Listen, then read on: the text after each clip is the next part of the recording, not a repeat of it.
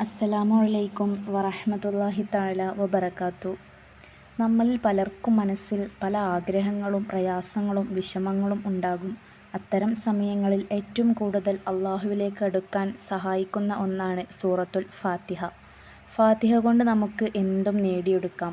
ഫാത്തിഹ അറിയാത്തവരായിട്ട് ആരും തന്നെ ഇല്ല. നിങ്ങൾ എന്നോട് പ്രാർത്ഥിക്കൂ, ഞാൻ നിങ്ങൾക്ക് ഉത്തരം നൽകാമെന്നാണ് അള്ളാഹു പറഞ്ഞിട്ടുള്ളത്. അതുകൊണ്ട് നമുക്ക് പ്രതീക്ഷ മുഴുവൻ അള്ളാഹുവിലാകട്ടെ. അവൻ ഉദ്ദേശിച്ചാൽ നമ്മുടെ പ്രയാസങ്ങൾ നീക്കാനും നമ്മുടെ ദുആകൾ സ്വീകരിക്കുകയും ചെയ്യും. ഇബ്നു അബ്ബാസ് റളിയല്ലാഹു അൻഹു പറയുന്നു, എല്ലാ വസ്തുക്കൾക്കും ഒരു അടിത്തറയുണ്ട്. ഖുർആന്റെ അടിത്തറ ഫാത്തിഹയാണ്. നബി സല്ലല്ലാഹു അലൈഹി വസല്ലമ തങ്ങൾ പറയുന്നു, വല്ലവനും ഫാത്തിഹ ഓതിയാൽ തൗറാത്തിലും ഇഞ്ചീലും സബൂറും ഖുർആനും ഓതിയ ഫലം ലഭിക്കും. രോഗശമനത്തിനും കാരണമാണ് ഫാത്തിഹ.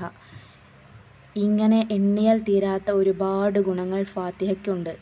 ശൈഖുൽ അക്ബർ ഇബ്നു അറബി റളിയല്ലാഹു അൻഹു പറയുന്നു, ഒരാൾക്ക് വല്ല ഉദ്ദേശവും സാധിക്കേണ്ടതുണ്ടെങ്കിൽ മഗ്‌രിബ് നിസ്കാര ശേഷം ദിക്റുകളും സുന്നത്ത് നിസ്കാരവും കഴിഞ്ഞ ശേഷം അവിടെ നിന്ന് എഴുന്നേൽക്കും മുമ്പ് ആ ഇരുത്തത്തിൽ തന്നെ ഇരുന്നു കൊണ്ട് 40 തവണ ഫാത്തിഹ ഓതുക.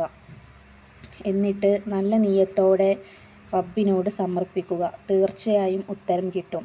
അപ്പോൾ എല്ലാവരും മഗ്‌രിബ് നിസ്കരിച്ച് ദിക്റുകളും ദുആകളും സുന്നത്തുകളൊക്കെ കഴിഞ്ഞതിന് ശേഷം ഫാത്തിഹ 40 തവണ ഓതുക.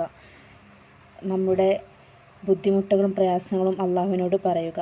തീർച്ചയായും അള്ളാഹു ഉത്തരം നൽകും. അള്ളാഹു കാരുണ്യവാനാണ്, കരുണയുള്ളവനാണ്. എല്ലാവരും മേൽ പറഞ്ഞ പോലെ ചെയ്യുക. അള്ളാഹു നമ്മുടെ ഉദ്ദേശങ്ങളൊക്കെ നിറവേറ്റി തരട്ടെ. ആമീൻ.